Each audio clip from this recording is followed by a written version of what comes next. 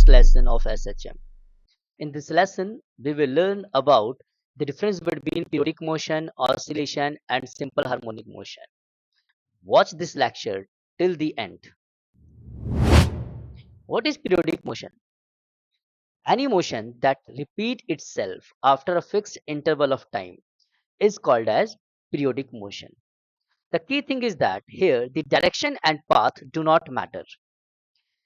It means that as long as a particle or an object is repeating itself, repeating its path, and after equal interval of time, such a motion is called as periodic motion. In fact, if you want to know that what is periodic, then I will say that anything that repeat itself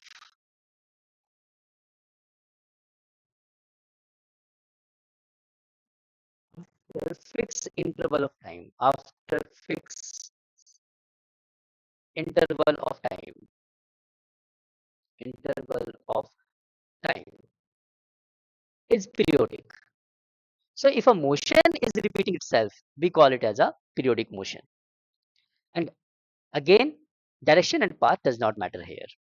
We have several examples like rotation of Earth around its own axis, revolution of Earth around Sun, swinging of a pendulum, spinning of a giant wheel.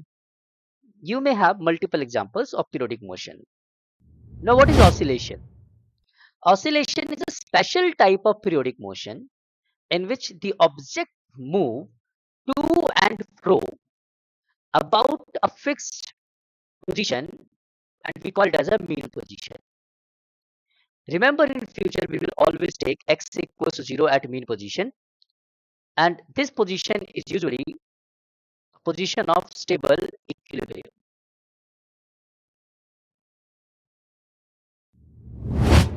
Hang on, if you do not know what is stable equilibrium, why we are taking x equals to 0, if you feel that okay, I'm very weak in this particular topic, don't worry, I will explain each and everything in the subsequent lessons.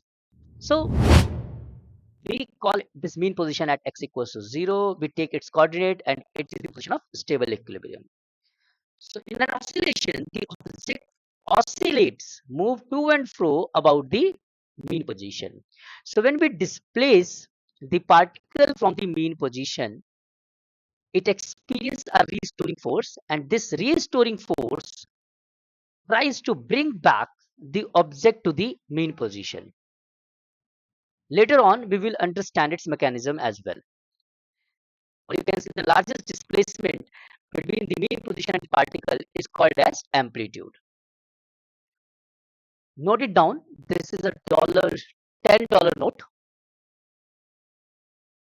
Every oscillation is periodic and every periodic motion is not oscillatory. So as you can see, every oscillatory motion is periodic, but not every periodic motion is oscillatory. Similarly, we will also learn about SHM, and there we will learn that every simple harmonic motion is oscillatory motion, but not every oscillatory is simple harmonic motion. This is the beauty of mathematics. There is mathematical constraint limitation as we move towards the center. That is from periodic motion to oscillatory motion and from oscillation to simple harmonic motion. As we move deeper and deeper, there is more and more mathematical limitation one has to apply. What is the mechanism of oscillation? It's very simple. Imagine initially particle of mass m is at rest.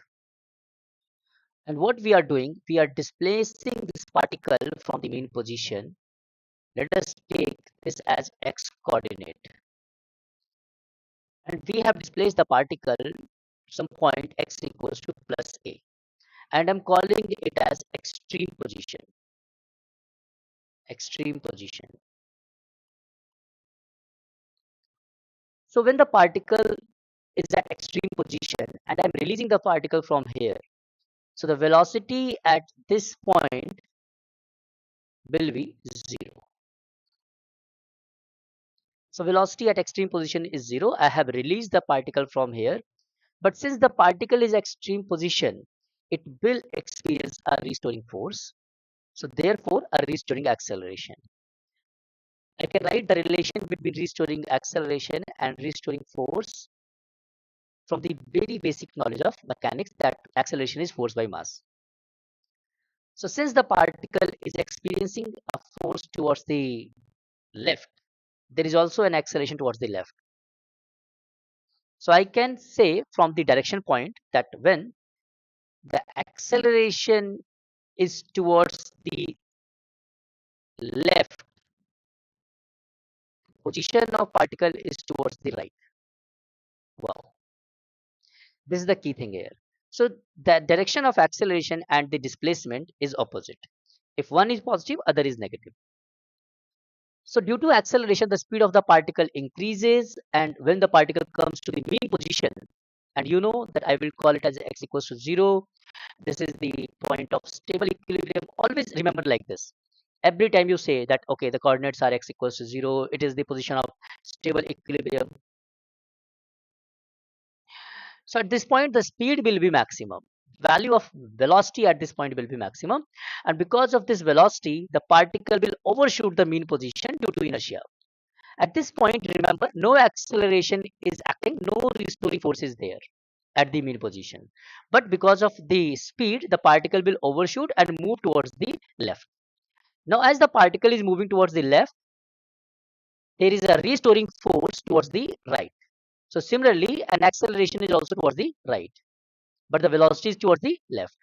So therefore, as the particle moves to more and more towards the left side, the velocity decreases. Remember this thing, the velocity decreases.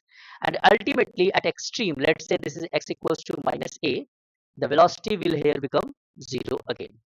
And it will again move from left to right, following the same mechanism as we have done right now. Now, what are the different types of oscillation we are going to study here? One is the free oscillation. In free oscillation, it's simple, no energy loss is there, amplitude remain constant. Remember this thing, amplitude is constant.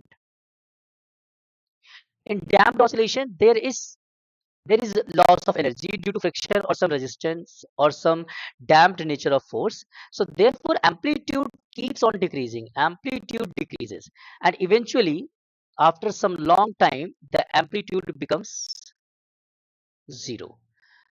So the oscillation is over, the oscillation stops. Oscillation stops. And what is forced oscillation? This is also a type of free oscillation, but in this case, there is damped nature of force, and with the help of external energy, we try to maintain that constant amplitude. Amplitude is constant, but with the help of an external energy. So that is one has to keep in mind while differentiating between free, forced, and damped oscillation. There are several examples of oscillation. We have simple pendulum with a, let's say the length of the pendulum is L and its mass is M. Most of the time we will do like this. A spring mass system, let's say this has the spring constant K and its mass is the M. A child swinging over the swing, tuning fork, guitar string. So these are several examples, the real life examples of oscillation in which one has to understand what is the mechanism of restoring force. And in all these cases, it does not matter which type of oscillation is there. Mechanism will always be same. So there will be a mean position. If you displace the particle from mean position, a restoring force will act. And when a restoring force will act, it will try to bring back the particle towards mean position. While coming towards mean position, its speed will increase. When it will reach to the mean position, its speed will be maximum, acceleration at that point will be 0, and due to inertia it will overshoot that position and move towards the other side, and then again restoring force will act and it will try to bring it back to the same side, the mean position.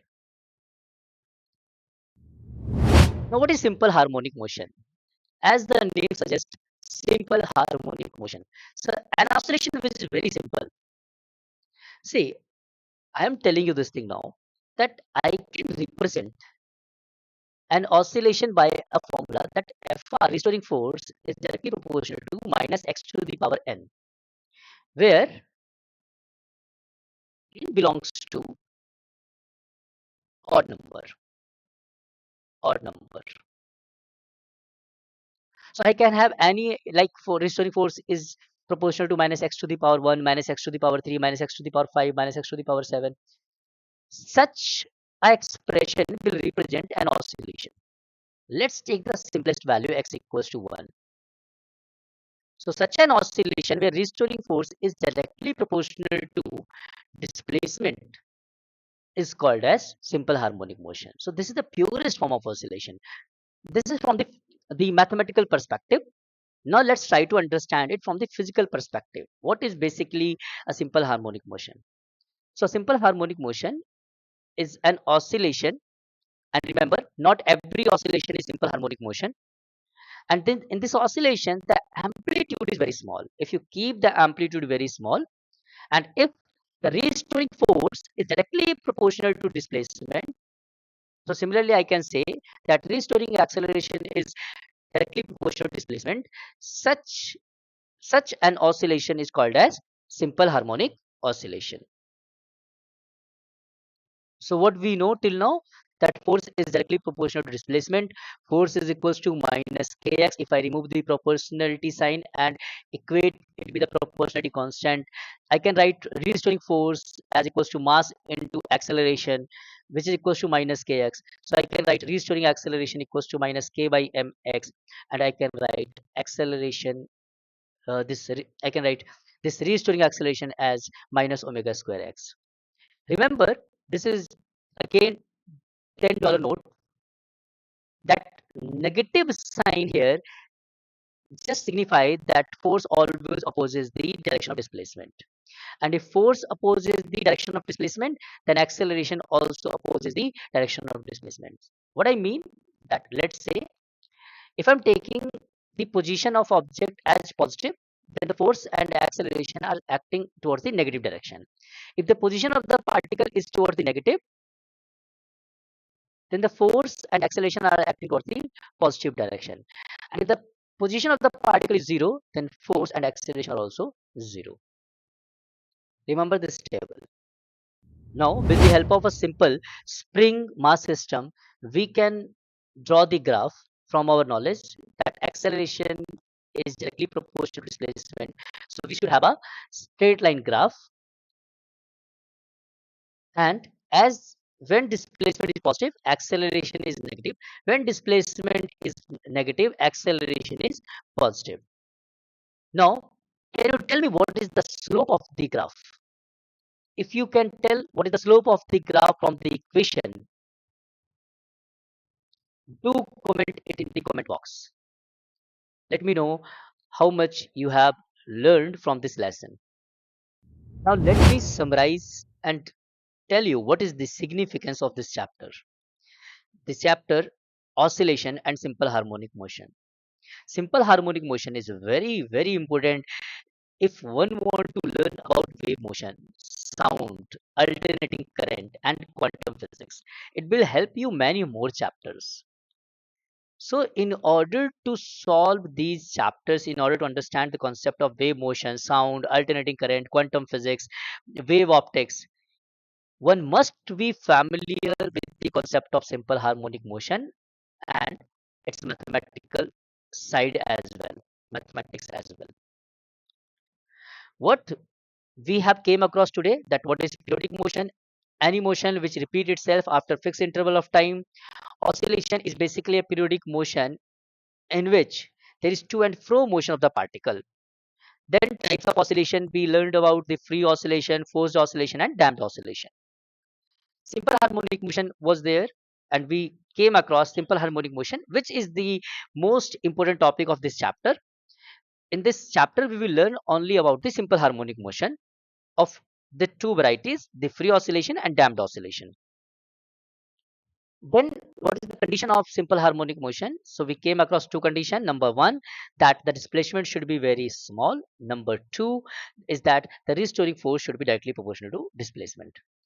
We came across mathematical equation that the restoring force is directly proportional to minus x, so I can write it equals to minus kx, and acceleration is equals to minus k by mx, where m is the mass and k is the restoring force constant. And in the upcoming class, we will see about its application.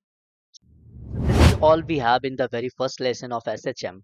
Now, do mention in the comment box that which portion you find it difficult to understand. Next lesson will be representation of SHM on a circle.